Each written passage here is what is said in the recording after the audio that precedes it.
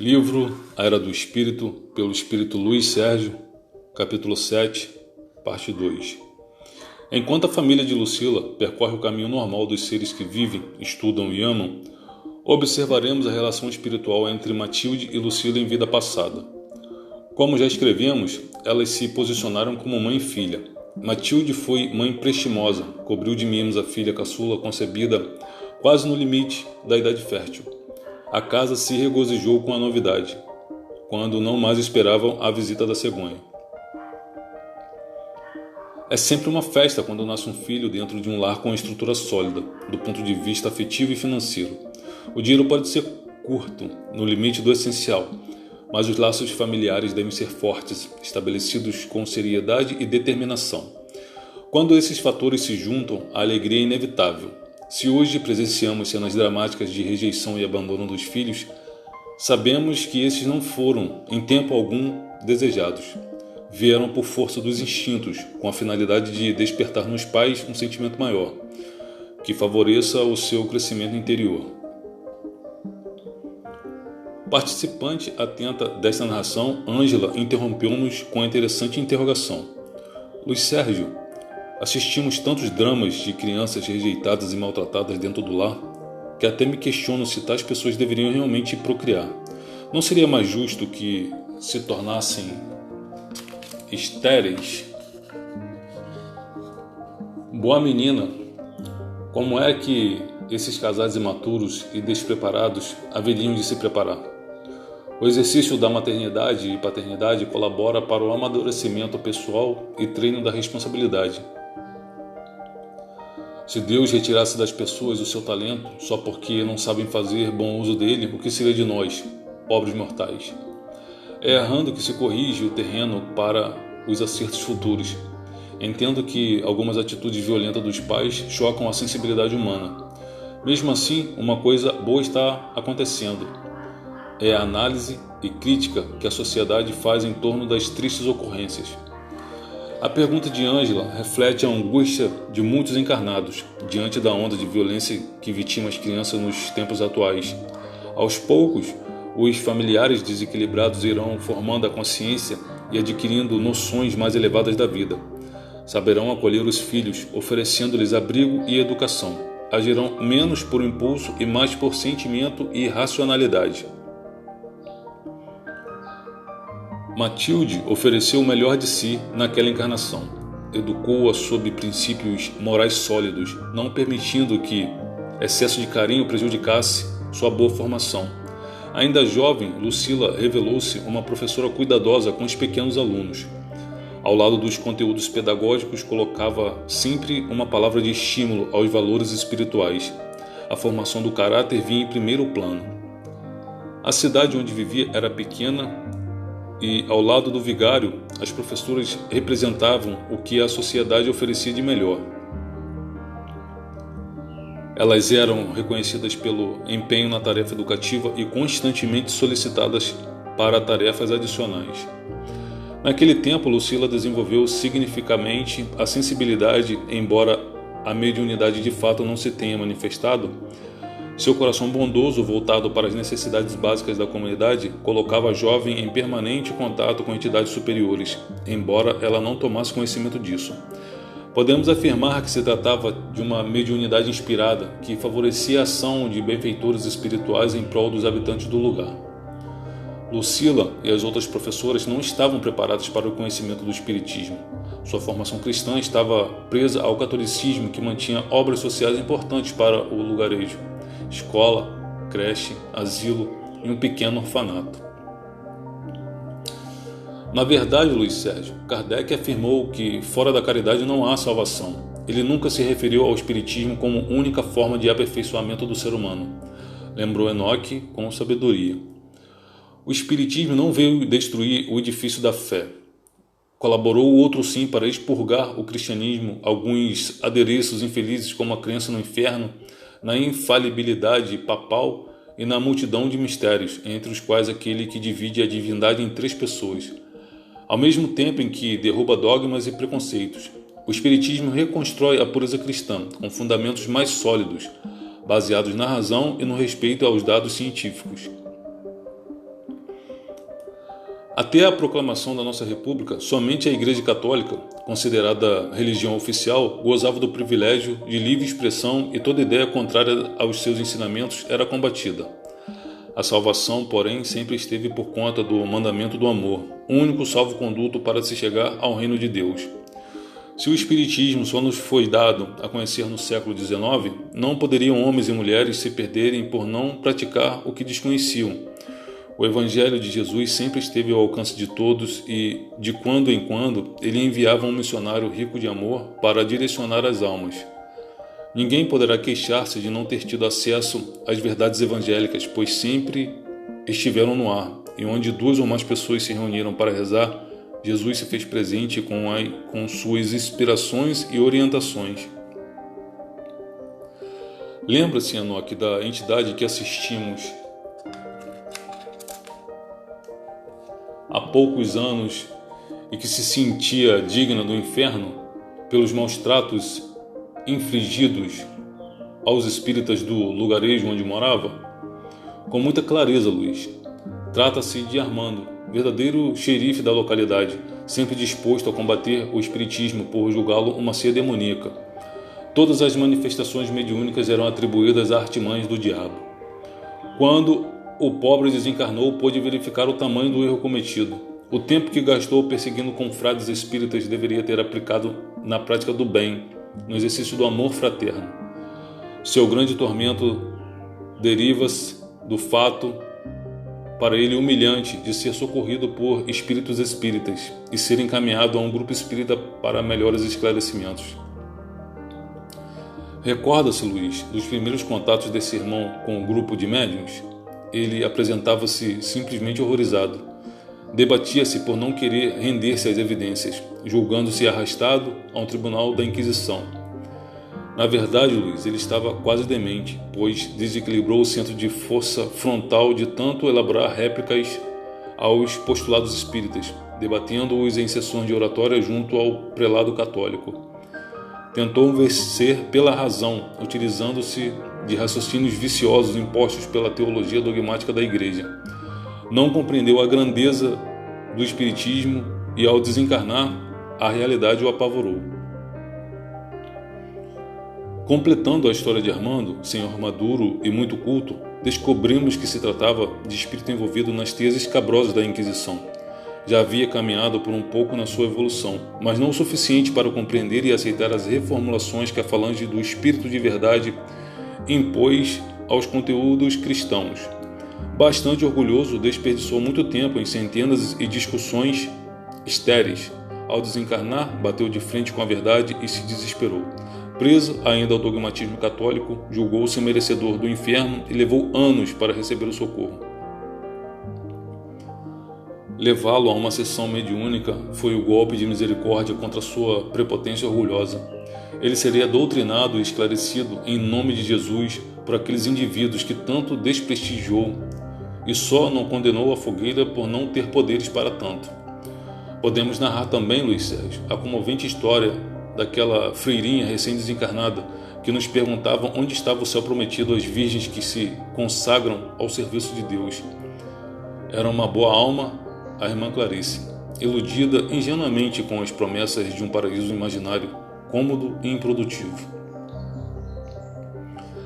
Nesse caso, foi fácil o esclarecimento, amigo. Sendo espírito desapegado dos bens materiais, ela dedicou a vida à prática da caridade. Queria fazer da prática do bem um passaporte para o paraíso e, de certa forma, conseguiu. Não era o paraíso que os homens simplórios imaginam, lugar de pompa e despreocupação ociosa. Encontrou outro sim, um mundo leve e feliz, onde pôde continuar seu projeto de iluminação interior. Sabe que ela já se engajou nas fileiras socorristas?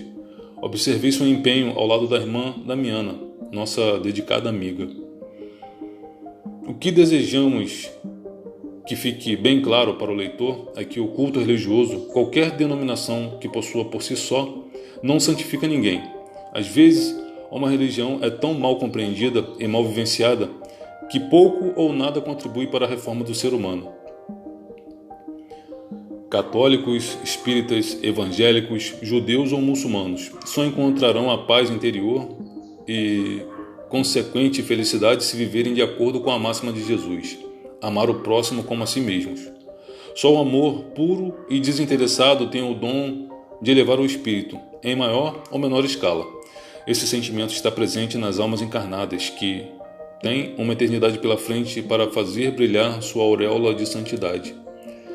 A esse respeito temos também uma bonita história. Ricardo dizia-se ateu, nem mesmo queria ouvir o nome de Deus. Sob qualquer denominação. Dizia-se um ateu consciente. Não frequentava igreja alguma e levava a vida como achava que devia ser, de acordo com pontos de vista pessoais. Cumpria rigorosamente suas obrigações de cidadão, pai e esposo. Era solícito com aqueles que passavam por dificuldades. Era o que se pode chamar de homem de bem, ponderou Enoque. Sua aversão por práticas religiosas foi explicada por confusões do passado. Ele viveu num clima de animosidade entre católicos e protestantes. Nunca se envolveu diretamente nas disputas, mas registrou esse conflito no subconsciente. Viveu uma vida inteira à margem dos cultos religiosos e desencarnou muito bem. Lembro-me, Enoque, da comitiva de espíritos amigos que esperavam por Ricardo neste lado da existência. Foi recepcionado por mentores, familiares e amigos que usufruíram de sua amizade leal e generosa. Até hoje ele não quer ver seu nome ligado a nenhuma atividade considerada religiosa. Trabalha muito dentro da própria colônia e está fazendo cursos com vista a uma nova encarnação proveitosa. Quem sabe, Luiz Sérgio, ele não se desvencilha desses bloqueios e ainda se torna um espírita fervoroso. É só dar tempo ao tempo. Essas exemplificações servem para realçar o que pretendemos destacar: a supremacia do amor sobre qualquer título religioso que tenha afastado as pessoas quando deveria reuni-las ao redor de um agente comum. Não se iludam também os companheiros espíritas, julgando-se salvos porque aprenderam a manter contatos ocasionais com o mundo espiritual. Nós, espíritos, não possuímos o dom de salvar alguém, nem familiares, nem amigos. A esse respeito, podemos relatar o desfecho pouco feliz de um companheiro espírita, desencarnado há alguns anos e ainda preso em regiões inferiores. Mau uso de suas potencialidades, descuidado dos avisos que os mentores sempre mandam, abusou das faculdades mediúnicas e não levou a sério as investidas dos obsessores que acabaram levando a melhor. Viveu mal e desencarnou mal, apesar de todo o conhecimento doutrinário. Quando procuramos nos aproximar, ele se esconde nos becos, talvez por vergonha. O certo é que ainda não nos deu a chance de um diálogo fraterno. É um caso que relatamos com pesar, dizendo, no entanto, que ele não está esquecido. Um dia, quando se voltar para dentro de si mesmo, será retirado das sombras.